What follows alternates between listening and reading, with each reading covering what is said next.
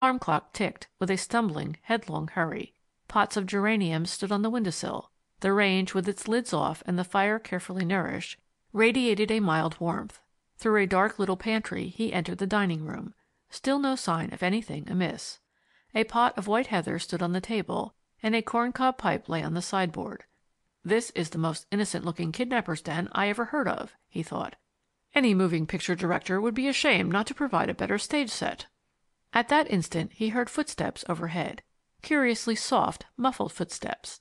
Instantly he was on the alert. Now he would know the worst. A window upstairs was thrown open. "Buck, what are you doing in the yard?"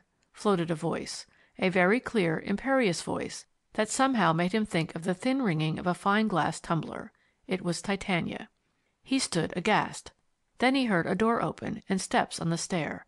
Merciful heaven! The girl must not find him here. What would she think? He skipped back into the pantry and shrank into a corner. He heard the footfalls reach the bottom of the stairs. There was a door into the kitchen from the central hall. It was not necessary for her to pass through the pantry, he thought. He heard her enter the kitchen. In his anxiety he crouched down behind the sink, and his foot, bent beneath him, touched a large tin tray leaning against the wall. It fell over with a terrible clang. "Buck!" said Titania sharply. "What are you doing?" Aubrey was wondering miserably whether he ought to counterfeit a bark, but it was too late to do anything. The pantry door opened, and Titania looked in. They gazed at each other for several seconds in mutual horror. Even in his abasement, crouching under a shelf in the corner, Aubrey's stricken senses told him that he had never seen so fair a spectacle. Titania wore a blue kimono and a curious fragile lacy bonnet which he did not understand. Her dark gold-spangled hair came down in two thick braids across her shoulders. Her blue eyes were very much alive with amazement and alarm, which rapidly changed into anger. "Mr. Gilbert!" she cried. For an instant he thought she was going to laugh. Then a new expression came into her face. Without another word she turned and fled. He heard her run upstairs. A door banged and was locked. A window was hastily closed. Again all was silent. Stupefied with chagrin, he rose from his cramped position. What on earth was he to do? How could he explain? He stood by the pantry sink in painful indecision. Should he slink out of the house? No, he couldn't do that without attempting to explain. And he was still convinced that some strange peril hung about this place. He must put Titania on her guard, no matter how embarrassing it proved. If only she hadn't been wearing a kimono, how much easier it would have been. He stepped out into the hall and stood at the bottom of the stairs in the throes of doubt. After waiting some time in silence, he cleared the huskiness from his throat and called out, "Miss Chapman!" There was no answer, but he heard light, rapid movements above. "Miss Chapman!" he called again. He heard the door open, and clear words edged with frost came downward. This time he thought of a thin tumbler with ice in it. "Mr. Gilbert!" "Yes?" he said miserably. "Will you please call me a taxi?" Something in the calm, mandatory tone nettled him. After all, he had acted in pure good faith. "With pleasure," he said, "but not until I have told you something. It's very important. I beg your pardon most awfully for frightening you, but it's really very urgent." There was a brief silence. Then she said, "Brooklyn's a queer place. Wait a few minutes, please." Aubrey stood absently fingering the pattern on the wallpaper. He suddenly experienced a great craving for a pipe, but felt that the etiquette of the situation hardly permitted him to smoke. In a few moments Titania appeared at the head of the stairs in her customary garb. She sat down on the landing. Aubrey felt that everything was as bad as it could possibly be. If he could have seen her face, his embarrassment would at least have had some compensation. But the light from a stair window shone behind her, and her features were in shadow. She sat clasping her hands round her knees. The light fell crosswise down the stairway, and he could only see a gleam of brightness upon her ankle. His mind unconsciously followed its beaten paths. What a corking pose for a silk stocking ad, he thought. Wouldn't it make a stunning full-page layout? I must suggest it to the ankle shimmer people. "Well?" she said. Then she could not refrain from laughter. He looked so hapless. She burst into an engaging trill. "Why don't you light your pipe?" she said. "You look as doleful as the Kaiser." "Miss Chapman," he said, "I'm afraid you think I don't know what you must think, But I broke in here this morning because I don't think this is a safe place for you to be." "So it seems. That's why I asked you to get me a taxi." "There's something queer going on round this shop. It's not right for you to be here alone this way. I was afraid something had happened to you. Of course, I didn't know you were."